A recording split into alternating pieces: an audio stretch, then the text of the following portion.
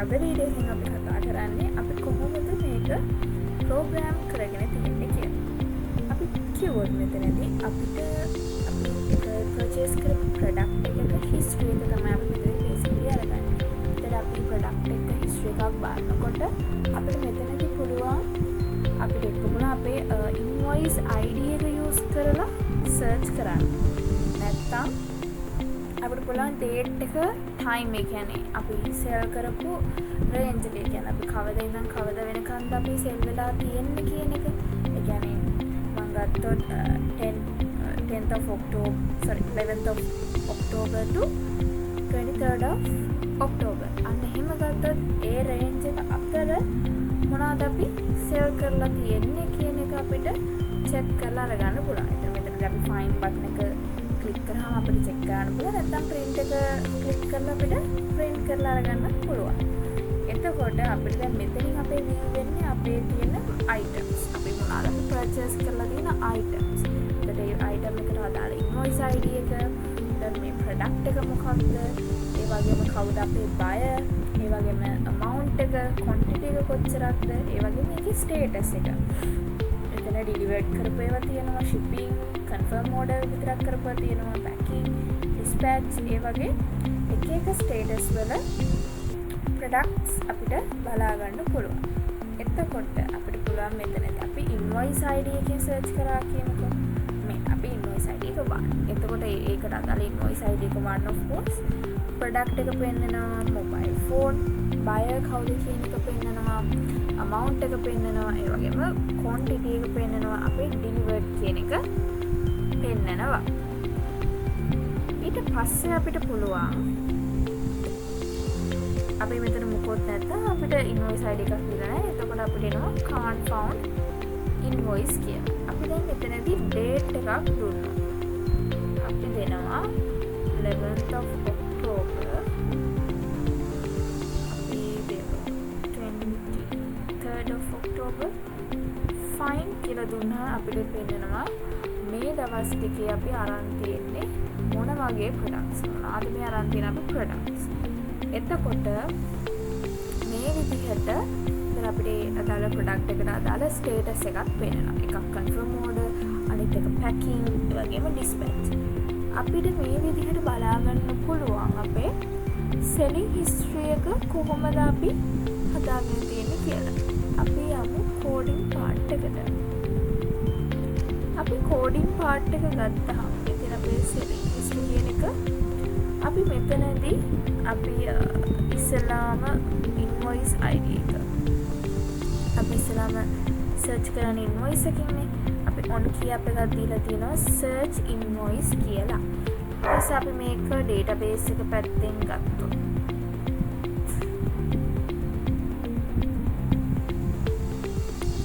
අපි ඉස්සලාම check කරන අපි search invoice එක කොහොමද program කරන්නද කියලා.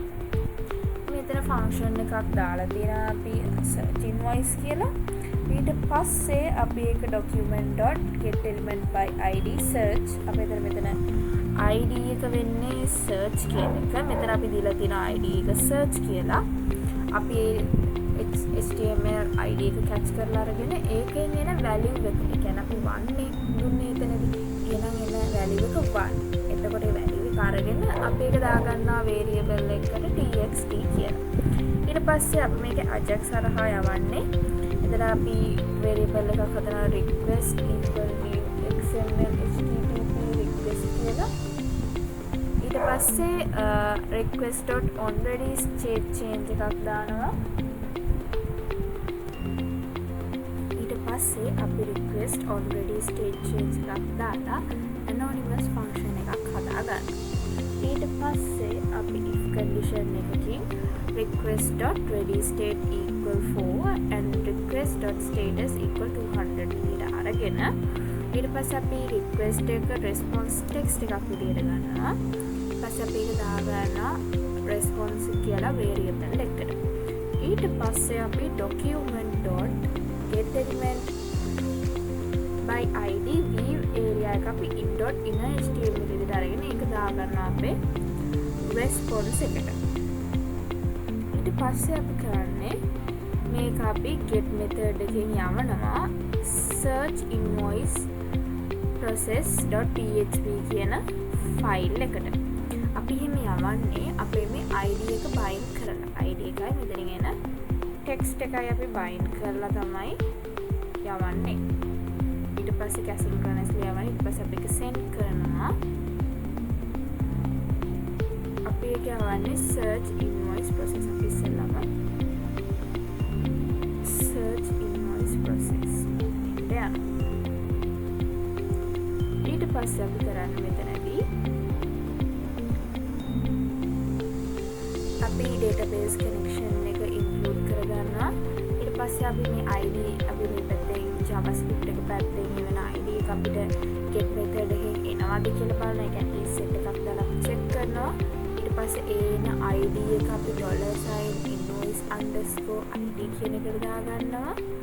ඊට පස්සේ අපි කරන්නේ database අපේ table එකෙන් invoice table එකෙන් අපි ගන්නවා data ටික අරගෙන invoice_rs කියන එකට අපි assign කරගන්නවා. ඊට පස්සේ ඒකේ number count එක අරගෙන අපි ඒක assign කරගන්නවා $num කියන variable එකට. ඊට පස්සේ අපි if condition එකක් දාලා $invoice_num කියන row count එක අපි equal බලනවා 1 වලට. එහෙමනම් අපි කියනවා ඒ ටික database එකෙන් fetch කරලා $selected_data කියන variable එකට දාගන්න කියලා. ඊට පස්සේ අපේ data ටික තියෙන්නේ $selected_data කියන variable එකේ. ඊට පස්සේ අපි මෙතන echo කරන්න කියනවා invoice ID එක. ඊට පස්සේ අපි ඒකට අදාළ product එක හොයාගන්න ඕනේ. product එක හොයාගන්න ඕන නිසා අපි database එකකින් ආය product table එකෙන් data ටික අරගෙන ඒ ටික selected data වලින් තියෙන product ID එක තමයි අපි අරගන්නේ. අරගෙන අපි ඒක දාගන්නවා $product_rs කියන variable එකට. ඊට පස්සේ අපි variable එකට දාගත්ත data ටික fetch කරලා අරගෙන $product_data කියන variable එකට දාගන්නවා. ඊට පස්සේ දැන් අපේ මේ data කියන එකේ තමයි අපි මේ product details තියෙන්නේ. ඊට පස්සේ අපි එතනින් අපි echo කරනවා අපේ title එක. ඊට පස්සේ අපි මෙතනින් show කරන්නේ අපේ buyer කවුද කියන එක. එතකොට අපි buyer අපේ තියෙනවා selected data වල අපේ එකේ using mail එක through buyer ගේ data ටික අරගෙන ඒ ටික අතර කලින් විදිහටම data ටික search කරලා දාගන්නවා $user_data කියන variable එකට. ඊට පස්සේ අපි දැන් මෙතනදී buyer ගේ first name and last name දෙකම show කරන්න ඕනේ. ඒක නිසා අපි first name and last name දෙකම echo කරනවා. ඊට පස්සේ අපි selected data වලින් අපේ amount එක total amount එක ගන්නවා. ඒ වගේම අපේ quantity එක. ඊට පස්සේ මෙතනදිත් අපි අර කලින් වගේම අපේ order එකේ status එක පෙන්නන්න ඕනේ. ඒක 0 නම් confirm order, 1 නම් packing, 2 නම් dispatch, 3 නම් shipping, 4 නම් delivered විදිහට අපේ status එක check කරනවා. ඊට පස්සේ අපි කරන්නේ අපි මෙතන PHP script එක ආයෙ open කරලා මෙතන else එකෙන් අපි හොයන්නේ මෙතන if මෙන්න මේ අවස්ථාව true වුණේ නැත්නම් ඒ කියන්නේ invoice number count එක එක වුණේ නැත්නම් ඒ කියන්නේ මෙතන invoice එකක් නැහැ කියන එක. invoice එකක් නැහැ කියන්නේ invoice එකක් නැහැ කියන එක අපි else එකෙන් show කරනවා. ඊට පස්සේ මෙතන else එකෙන් කියන්නේ අපි උඩින්ම check කරපු අපේ get method එකෙන් ගත්ත ID එක නැත්නම් true නම් මේ process එක වෙනවා. true false වුණොත් අපි echo කරනවා invalid invoice ID කියන එක. එතකොට මේ විදිහට තමයි අපි අපේ selling history එකේ invoice ID එකේ search කරන්නේ මේ විදිහට invoice ID එකේ. එතකොට අපි බලුවා දැන් date එකෙන් කොහොමද අපි program කරගන්නේ කියන එක. අපි ආයන selling history එක මෙතන එක print කරන්නත් පුළුවන්. මෙතනදී අපි print function එක දීලා තියෙනවා. ඒක අන්තිමට කතා කරමු. ඒක selling report කියලා තමයි function name එක හදාගෙන තියෙන්නේ. ඊට පස්සේ අපි දැන් බලුවොත් අපේ date එක. අපි මෙතන date එකෙන් කොහොමද අරගන්නේ? අපි date එක range එකක් දීලා තියෙනවා. from මෙතන id එක වෙන්න ඕනේ from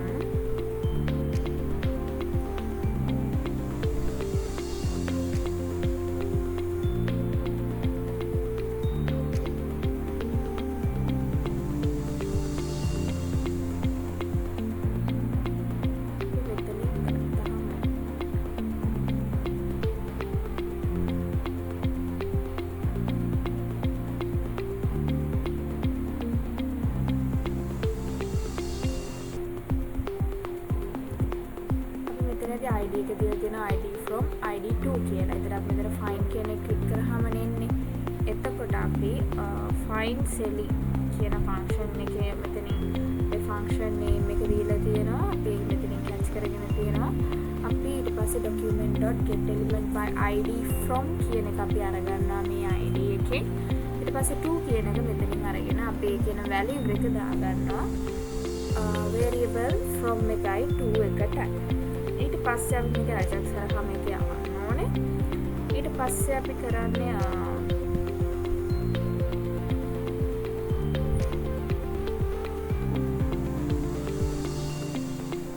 ඊට පස්සේ අපි මේක on the list change එකක් දාලා අපි ajax හරහා මේක check කරනවා. ඊට පස්සේ අපි මේ document.getElementById අපි මේ view area එක innerhtml.response එකට equal කරනවා. view area කියනකොට මෙතනින් ගන්න id එක.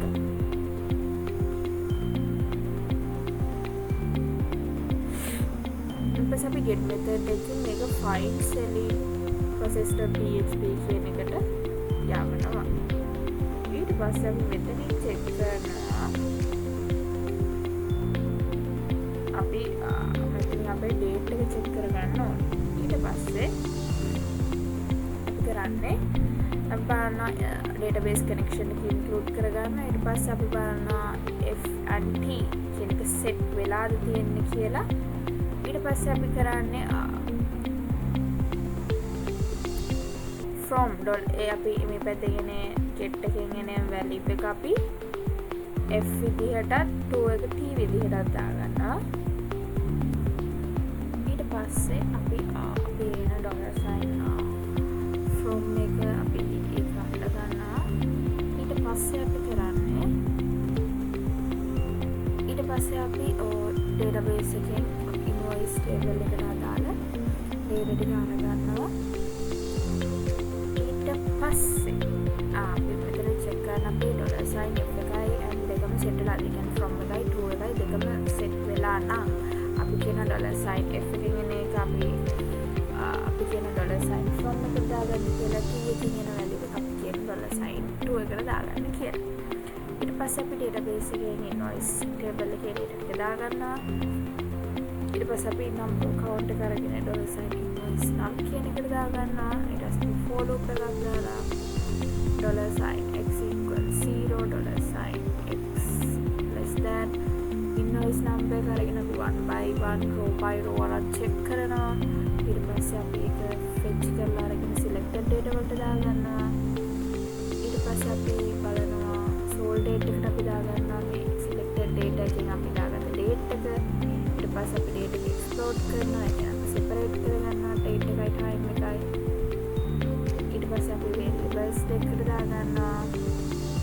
ඊට පස්සේ අපි මෙතන check කරනවා if not empty the $sign from and empty the to ඒ කියන්නේ $sign from කියන එක fill වෙලාද and $sign to කියන එක empty ද කියන එක check කරනවා. ඊට පස්සේ අපි මෙතනදී if $sign from less than or equal to d කියලා බලන්න. ඒ කියන්නේ මෙතන if එකෙන් check කරන්නේ අපේ from එක select කරලා කියන්නේ date එකක් select කරලා to එක select කරලා නැත්නම් date එකක්. එහෙම නම් අපි කියනවා මේ විදිහට කෝ කරන්න කියලා selected data වලින් invoice id එක අරගෙන ඊට පස්සේ අපි මෙතනින් කියනවා මෙතන id එක select කළා නම් id එක select කරපු id එක අපි එතනින් අර කලින් වගේම තමයි අපි product id එක පෙන්නන්න ඕනේ. title එක user email එක f name last name total එක quantity ඊට පස්සේ අපි ඒකේ status එක මේ විදිහට පෙන්නනවා. ඊට පස්සේ else if එහෙමත් නැත්නම් $sign from කියන එක fill කරලා නැතුව $2 කියන එක. ඒ කියන්නේ අපේ date එක 2 from date එක to date එක. to date එක fill කරලා නම් තියෙන්නේ අපි කියනවා ඒත් අපි date එක පෙන්නනවා invoice ID එක, product ID එක, title එක, use email එක, if name last name වගේ මේකට අදාළ මෙතන අදාළ සියලුම data ටික මෙතනින් පෙන්නනවා. ඒ විදිහට කලින් විදිහටමයි අපි ඒ ටික පෙන්නනවා මේකේ product එකේ status. else if එහෙමත් නැත්නම් දෙකම fill කරලා නම් ඒ කියන්නේ මෙතන අපි මේ conditions මේක වෙන්න පුළුවන් conditions තමයි කතා කරන්නේ. ඒ කියන්නේ from date එක select කරලා to date එක select කරලා නැත්නම් to date එක select කරලා from date එක select කරලා නැත්නම් දෙකම select කරලා නම් මොකද කරන්නේ? දෙකම select කරනවා නම් ඒත් අපි invoice ID එක පෙන්නන්න ඕනේ, product ID එක, title එක, username, F-name. ඒතර මේ වගේම අපි එකම logic එක තමයි මෙතනින් අපි apply කරන්නේ. මේ විදිහට තමයි අපි ඒක program කරගෙන තියෙන්නේ.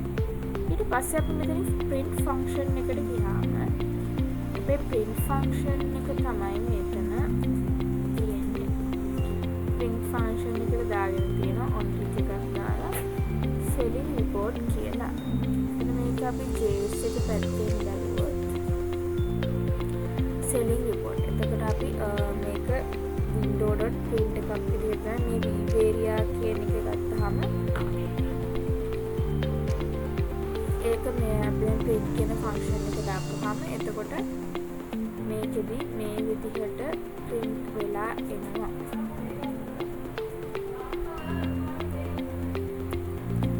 එතකොට මේ විදිහට අපි click කරාම අපේ status එක මෙහෙම change වෙනවා. packing state එක අපිට පුළුවන් dispatch කරන්න, dispatch state එක අපිට පුළුවන් shipping කරන්න, shipping state එක අපිට පුළුවන්. එතකොට මේ විදිහට තමයි අපි selling history page එක program කරගෙන තියෙන්නේ.